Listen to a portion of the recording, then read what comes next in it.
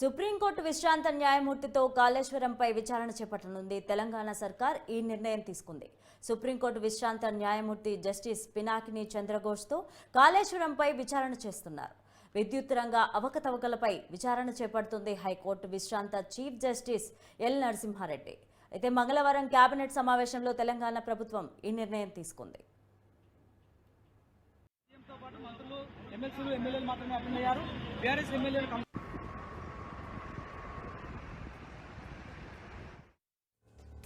Supreme court విశ్రాంత న్యాయమూర్తితో కాళేశ్వరంపై విచారణ చేస్తున్నారు. అయితే తెలంగాణ సర్కార్ ఈ మేరకు నిర్ణయం తీసుకుంది. సుప్రీంకోర్టు విశ్రాంత న్యాయమూర్తి జస్టిస్ పినాకి చంద్రఘోష్తో కాళేశ్వరంపై విచారణ చేస్తున్నారు.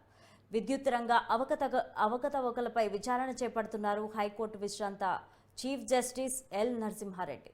మంగళవారం కేబినెట్ సమావేశంలో తెలంగాణ ప్రభుత్వం ఈ నిర్ణయం తీసుకుంది.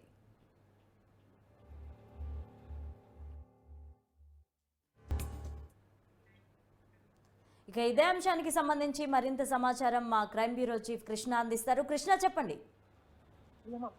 ఏదైతే సుప్రీంకోర్టు విశ్రాంత న్యాయమూర్తితో కాళేశ్వరం పైన విచారణ చేపట్టనున్నారు. అయితే ఈ తెలంగాణ సర్కార్ నిన్న కేబినెట్ సమావేశంలో ఒక నిర్ణయం కూడా తీసుకోవడం జరిగింది. ఇప్పటికే కాళేశ్వరం అంశం అనేది చాలా వివాదాస్పదమైంది. దాని నిర్మాణ వ్యవహారాలే కాకుండా విద్యుత్ రంగ అవకతవకలపై కూడా విచారణ చేపట్టాలని తెలంగాణ ప్రభుత్వం భావించడం జరుగుతుంది. ఇందులో భాగంగానే సుప్రీంకోర్టు విశ్రాంత న్యాయమూర్తితోటి ఏదైతే దీన్ని విచారణ చేపడితే ఖచ్చితంగా ఈ వివరాలన్నిటి కూడా అవకతవకలన్నీ కూడా బయటికి వస్తాయని భావించిన తెలంగాణ ప్రభుత్వం ఈ నిర్ణయం తీసుకున్నట్లుగా కూడా తెలుస్తోంది. ఈ కాళేశ్వరంపై ఏదైతే విశ్రాంత న్యాయమూర్తి పినాకి చంద్రఘోష్తో విచారణ చేపట్టాలని నిర్ణయాలు చేపట్టింది. మరో 2 రోజుల్లో దీనిపైన విచారణ కొనసాగే అవకాశాలు ఉంటాయి. Right, thank you Krishna.